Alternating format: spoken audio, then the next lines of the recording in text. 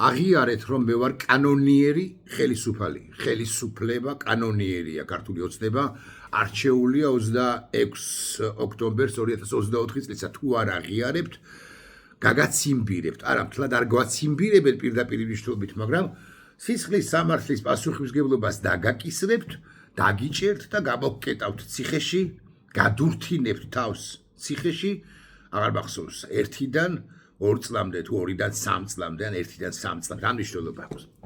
აღიარეთ, რომ ჩვენ ვართ საუკეთესო ხელისუფლება, რომელიც კი ყოლია საქართველოს. არა, ამგვარი მოთხოვნა ქართული რუსული ოცნების მიერ არის მის ჯერჯერობით, მაგრამ არ გამოვრიცხოთ, რომ ხვალზეგ რომელიმე აღარ მახსოვს ის ჟღალი ბიჭი როა წვერიანი გორდულაძე ხო არ მეშლება ან რომელიმე მაჭავარიანი ან რომელიმე აპუაშვილი უფრო მაღალი თანამდებობის პირები ვახსენოთ პარლამენტის თავმჯდომარედ წოდებული პაპუაშვილი ან კობახიძე საერთოდაც ან საერთოდაც აბასთუმნის უღრანების ბინადარი გადმოდგება აიუნიდან აბასთუმნისა და გვეტყვის რომ მე ვარ საუკეთესო არაფორმალი მმართველი ქართული ოცნება არის საუკეთესო ხელისუფლება და თუ ამას არ იტყვით 1-დან 3 წლამდე ან 7-დან 8 წლამდე ან 14-დან 15 წლამდე გადურთინებთ თავს ციხეში საპატიმროში.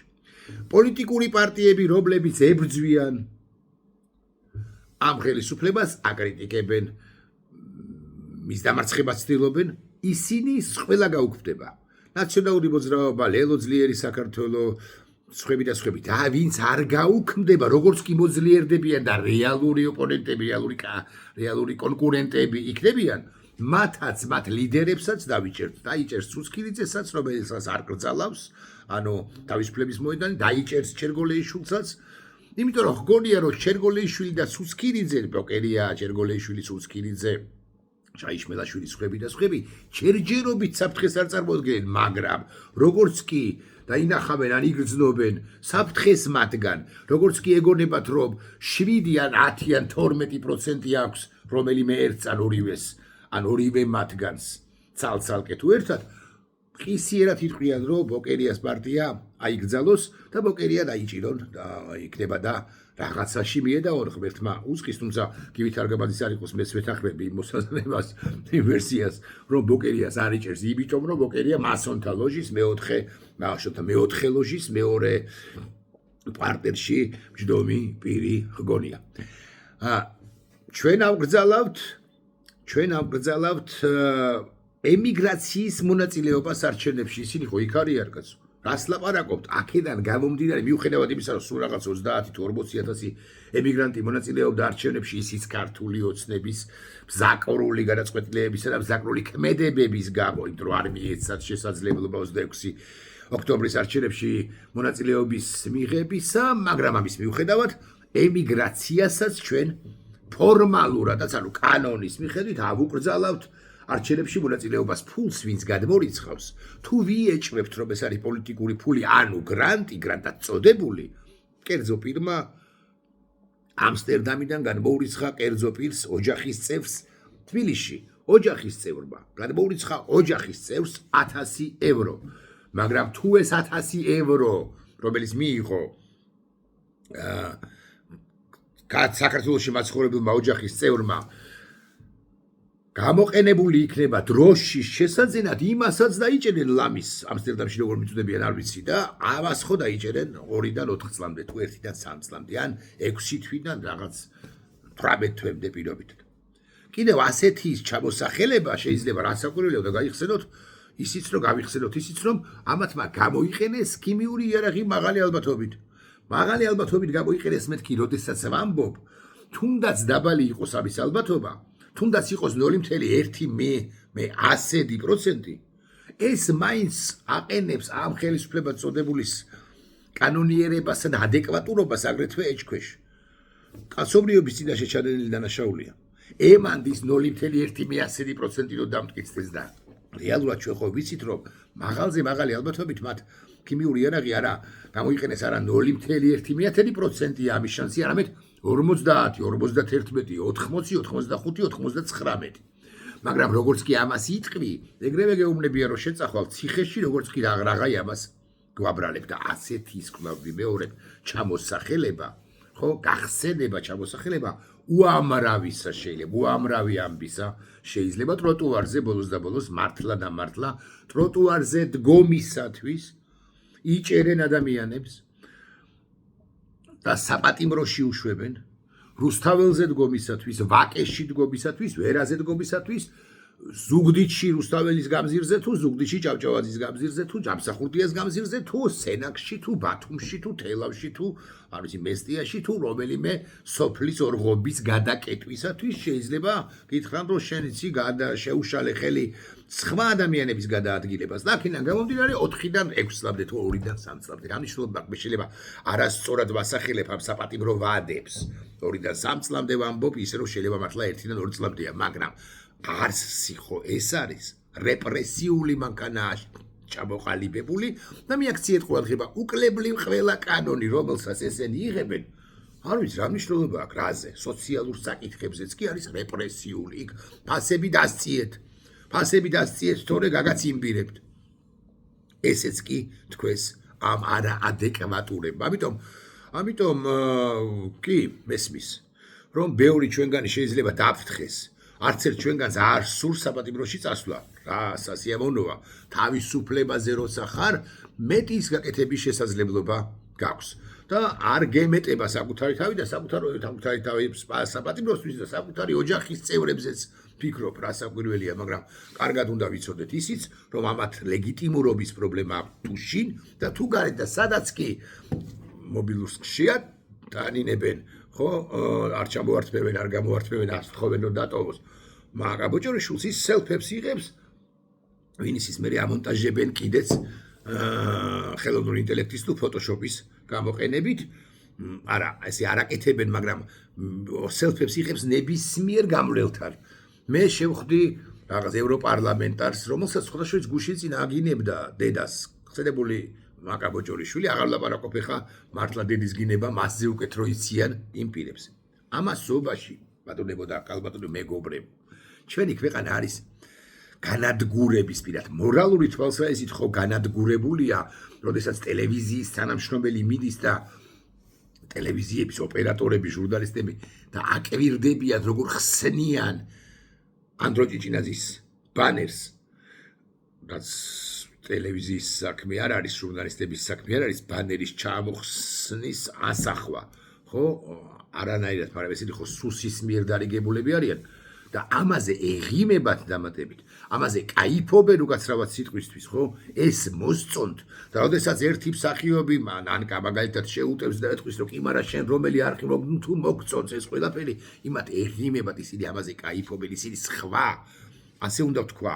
კი ერთი არია საქართველოს რასაკვირველია ქართული საზოგადოება ეს უნდა ვთქვათ როგორც ლოზუნგი როგორც მნიშვნელოვანი ჩვენი ერთ საერთო სულისკვეთების მადასტურებელი რამდენიმე სიტყვა მაგრამ ისინი სხვა საქართველოს წარმოადგენენ ამორალურს ბინძურს რუსულს საზიზღარს პერსპექტივაზე არაორიენტირებულს კატასტროფულს და გამობიძინებულ საქართველოს ამას სობაში ჩვენი ქვეყანა პირდაპირ მნიშვნელობითაც ინგრევა. ეხლა ხო ამბობენ ესენი რომ ჩვენ ისეთი ძლიერი თუ კარგი პოლიტიკა გვაქვს რომ რუსეთი არასდიდებით არ დაგვესხმება თავს.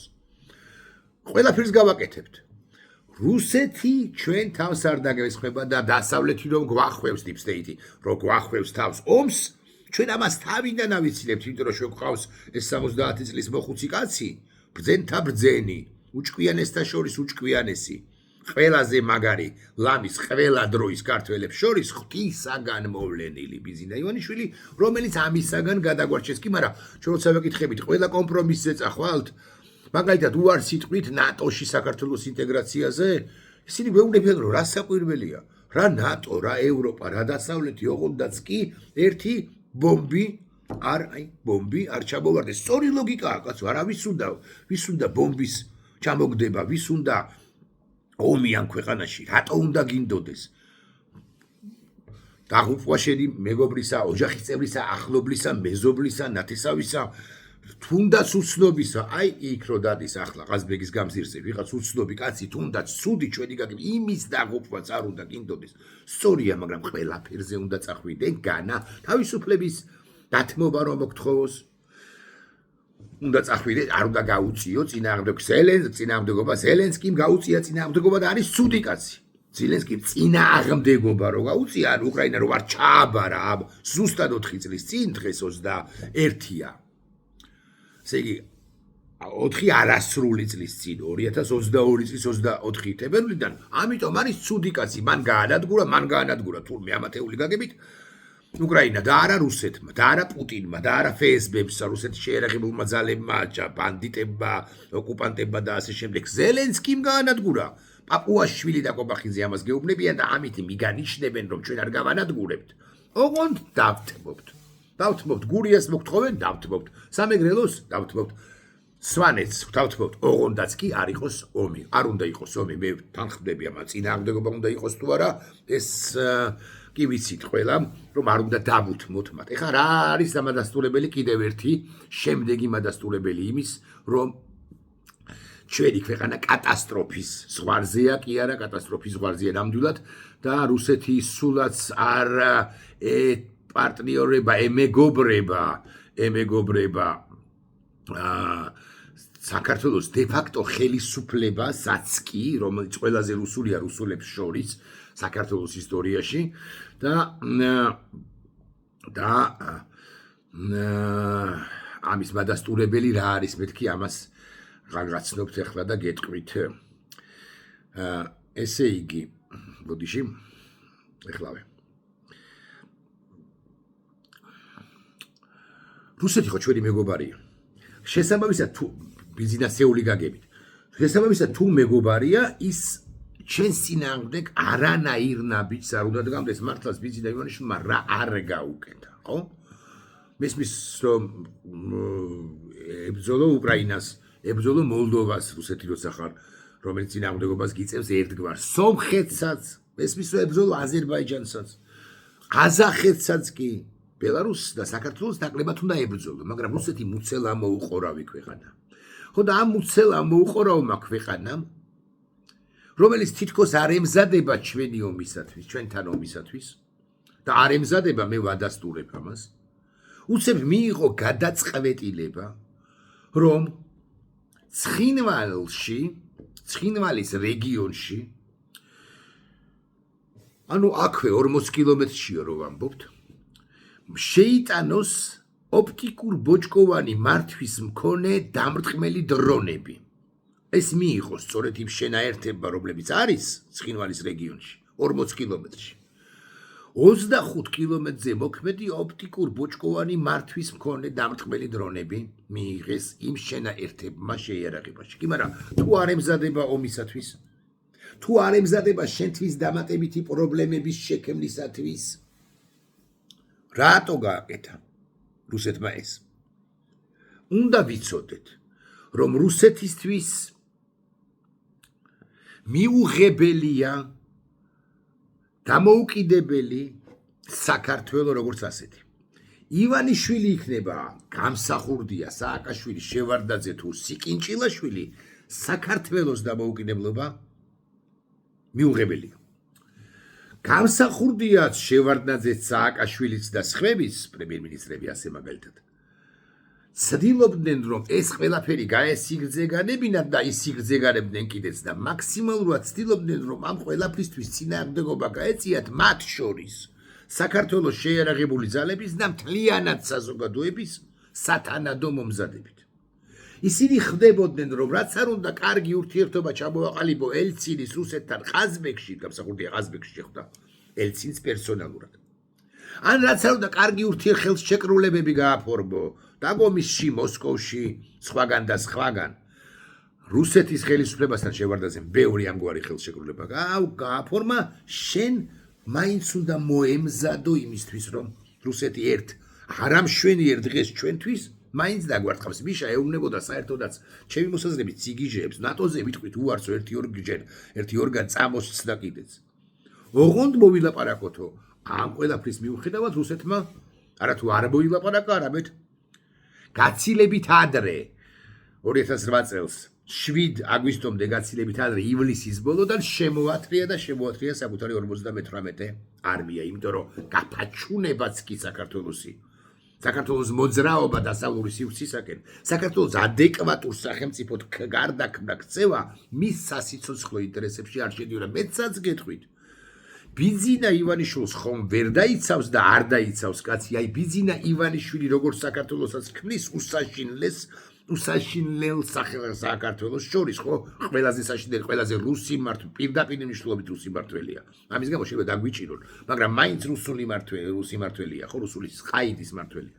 ბიძინაც კი არ აწყობს ხელისუფლებაში. ამ ქვეყნისა ტერიტორია უნდა იყოს თავიდან ბოლომდე და ბიძინას დანაშაული არის იმაში, რომ ესე იგი 25 კილომეტრზე მოქმედი ოპტიკურ ბიჭკოვანი მართვის მქონე დამტყმელი დრონები მიიღო რუსეთმა შეერაღებაში სამხრეთის საზღვრებთან, ანუ ცხინვალის რეგიონში. ამაში ბიძინა კი არ არის დამნაშავე, მაგრამ ბიძინა დამნაშავე იმაში, რომ ამას ადეკვატურად ვერ აღიქვამს და სულ რო გვეუბნება, რომ იცი რა არის, ომი არ იქნება, იმიტომ რომ მე გავუწვევი. თუ უწვება, მაშინ თუ ბიძინა ივანიშვილი და რაღა იუწება, მაშინ რატო შემოაქვს ეს შეიარაღება? რუსეთს აქვე 40 კილომეტრში. და როგორ ხვდებით მას? ამ გამოწვევას. არა, მე არ ვამბობ იმას, რომ ჩვენს რაღაც 25 კილომეტრიანი რაღაცა ოპტიკურ ბოჭკოვანი დრონები შევიძინოთ, და შეიძინოთ თავდაც უცხება გაუბედურებულია, მაგრამ მაინც რაღაც შეიარაღებული ძალები დავაყენოთ იქ და ცეცხლი გავუხსნათ, მაგრამ როგორ ხვდებით? პარტნიორი გყავს, რომელსაც ვეთქვით, რომ ესეთი კატასტროფა შეიძლება შეიქმნას ჩვენს ქვეყანაში?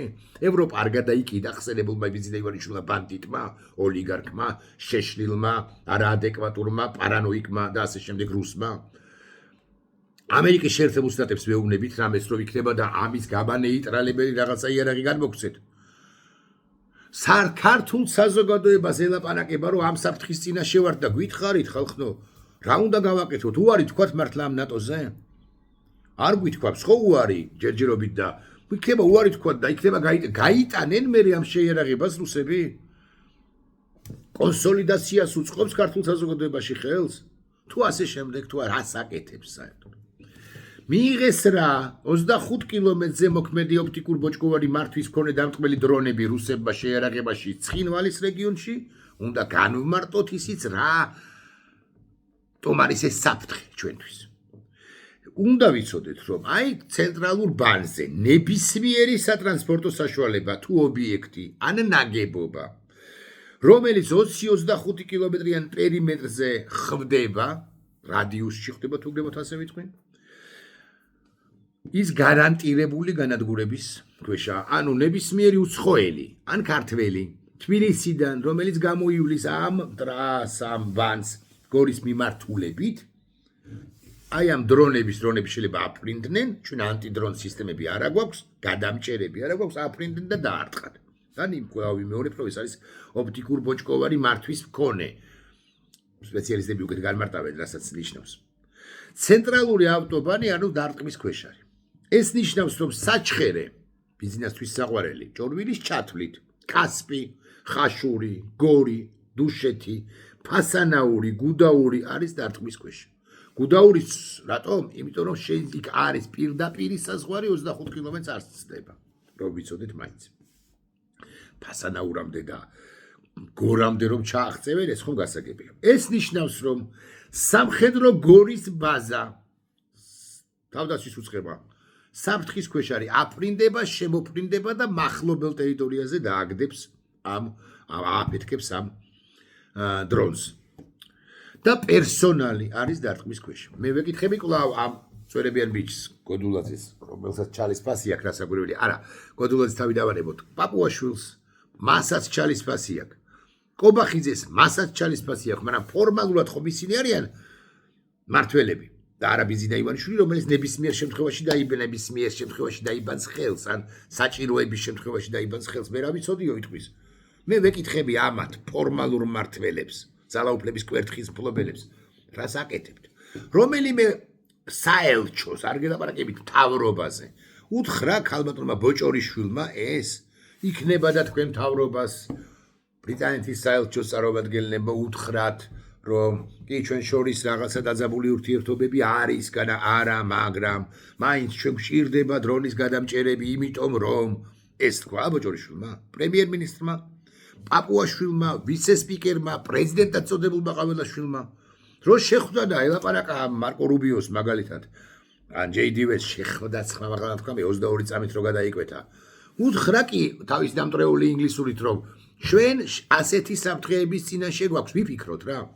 ჩვენ ასეთი საფრთხეების წინაშე ვართ. ვიფიქროთ რა. მეორეჯერ გავიმეორე. 12 წამი არ დამჭირვებია. აი ამ 22 წამში და თუ მეტი ქონდა მით უმეტეს იმ დროში. ხო ამბობენ რომ 2 წუთი ნახევარი, 25 წუთი, 58 წუთი ან 188 წუთი გქონდაო. ამ 188 წუთში, ოკეი, არ გქონდა 188, 10 ხო გქონდა მათეული ვერსი. აი ეს 12 წამი ენწინააღმდება. 12 წამში მოქცეული, ჩატეული წინააღმდება. უთხრა? არ უთხრა. და სურო კანონიერი იყოს ეს ხელისუფლება არჩეული 26 ოქტომბერს 2024 წლის არა ადეკვატური და მტრულია ქართული სახელმწიფოს წინა შედაწინააღმდეგ. კვლავ ვიმეორებ, აქ იმაზე არ არის ლაპარაკი, ამდენ ჭკვიანურ პოლიტიკას ატარებს, ბიზი და ივანიშვილი ატარებს თუ არ ატარებს, ვქვათ ატარებს. ჭკვიანურ პოლიტიკას ხე ხვასე მიგაჩნიათ. ნახეთ რუსებმა თურმე 25 კილომეტრ პერიმეტრზე გარანტირებული განადგურება რო შეუძლია ჩვენი ინფრასტრუქტურისა და ადამიანებისა იმგვარი დრონები შემოიტანეს ცხინვალის რეგიონში. ეხლა კიდევ ერთი ამბავი. რასაკვირველია ესენი დაარტყავენ გედედეს ბაზებსაც, რუსები თუ მოინდომებენ. გედედეს დამცველი ლაშაზებისაშვილი წერს ამ აქცენტსაც აკეთებს. ხო? არც მე ვარ, არც ჩვენ. მაგრამ ეს გედედე საშინელი სტრუქტურა, რუსული სტრუქტურა, ხალხის დამრბევის სტრუქტურა.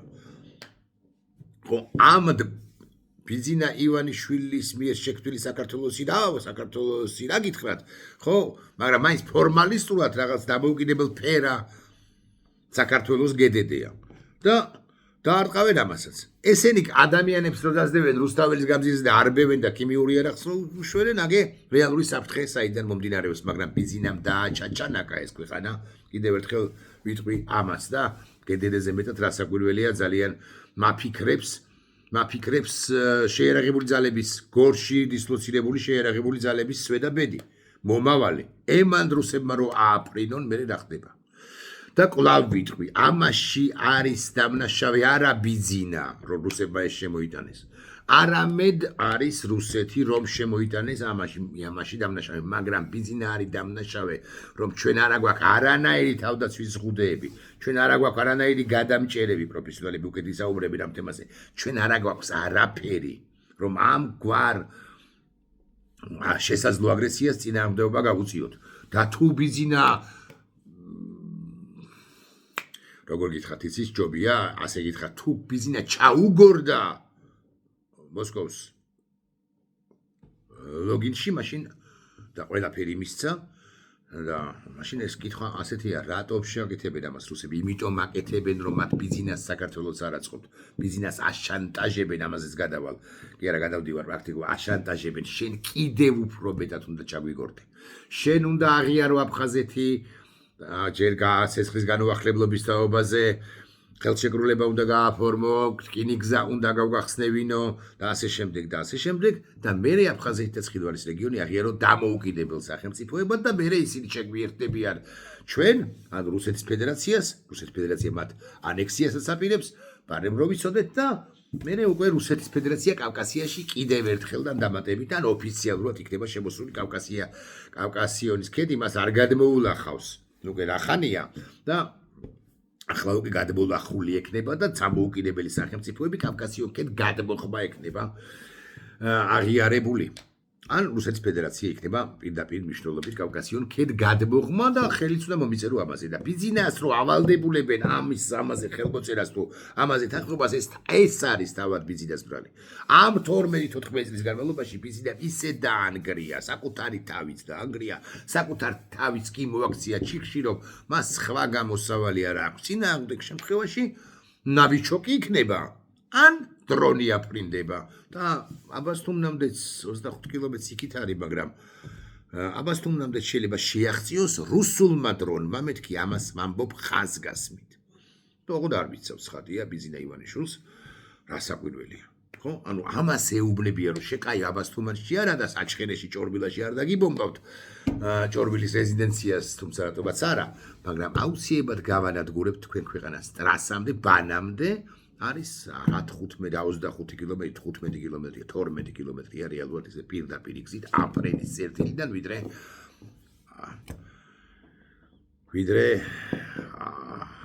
არ ვიცი, სადღაც გორთან მიმდებარე ტერიტორიამდე, ბანის მიმდებარე ტერიტორიიდან ბანამდე. აი ამ მდგომარეობაში აღმოაჩინა ხელისუფლება წოდებულმა ბანდამ ქვეყანა და ამასობაში ჩვენ გვთხოვს, რომ დაგვიძახეთ კანონიერები, რომც დავუძახოთ, მოდიში ამას ვამბობდი მგონი. არაადეკვატური ბირო არიან, ამას ხო ვერ ავცდებით ამ სიტყვას. მერე კი მოგთხოვენ ადეკვატურები დაგვიძახეთო, მაგრამ ესე მოთხოვნაში ხომ ყველაფერში ვერ დავყვებით. არც კანონიერები ხართ, არც ადეკვატურები ხართ, არც სახელმწიფოსთვის მომართულები ხართ, არაფერი არ ხართ. ნოლები ხართ, რუსეთისთვის საერთოდაც ნოლები ხართ. არ გელაპარაკება არავინ და კიდე დამატებით არ გელაპარაკებათ არავინ, იმიტომ რომ თქვენ მოიძულეთ ყველა ის, ვინც შეიძლება დაგულაპარაკებოდა. გამოსავალი რა არის? დადოს ბიზინა ივანიშვილმა არჩევნები. დადოს დემოკრატიული არჩევნები, თვითონ გაიწიოს ქართულ ოცნებას უთხრას, როგორც უნდა ისე უთხრას, რომ არჩევნებში მონაწილეობას ვეღარ მიიღებენ, ყოველ შემთხვევაში ამ შემადგენლობით, სხვა შემადგენლობა აბა ვინ მივალ, არც ერთი ვინც არის დეპუტატი, 99 დეპუტატი რო არის, ხო სიაში არ მოხდება არც ერთი და მათთან შედარებით ნორმალურები მოვლე. ოღონდ ვინ არიან ეს ნორმალურები? კარგად არ მესმის ღარიბაშვილის გუნდის წარმომადგენლის სტატუსი წავიკითხე 2 დღის წინ და 2 საათის წინ და ეს დარჩენილი ღიერი თმებიც კი დამცვიდა. ნეტავი რუსეთის შემოსული იყოს ჩვენს ქვეყანაშიო. ნეტავი ჩვენ გადაბწყნილები ვიყოთო. ამიტომ არც ღარიბაშვილის, არც ლილუაშვილის, არც არავის. ლილუაშვილზე გამახსენდა, კი არა, უკაცრავად ბურჭულაძეზე. იმ დროს, როდესაც ჩვენ რაღაცა უნდა შეგვეძინა, ბურჭულაძე ჯუანშერი თურმე იქ მაყუთის გაკეთებით იყო დაკავებული. ლილუაშვილი მაყუთის გაკეთებით იყო დაკავებული და თავდაცვის ყოფილი მდივანი კი არა, მინისტრი, ღარიბაშვილის პრემიერ-მინისტრი ასევე ყოფილი, მაყუთის გაკეთებით, ფულის გაკეთებით იყო დაკავებული. და ამის შემდეგ თქვენ გიდათ რომ ადეკვატური, ან კანონიერი, ან ნორმალური, ან სახელმწიფოზე მომართული ხელისუფლება გიწოდოთ?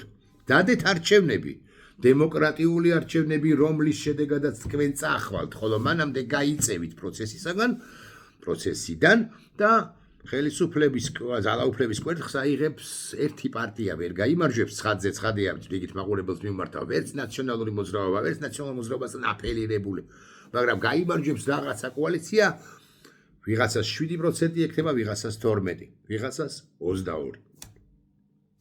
და იქნება და გადავრჩეთ. წინააღმდეგ შემთხვევაში სომხეთი, აზერბაიჯანი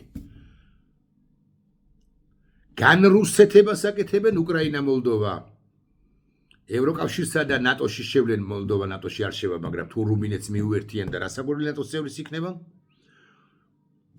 ცენტრალური აზია თავის პოლიტიკას თამაშობს და ძლიერდება და შენ ხარ ნაცრისფერი ქვეყანაც აღარ ახარ. შენ ხარ ეს 25 კილომეტრიან რადიუსში რომ დაფრინავენ, ხო?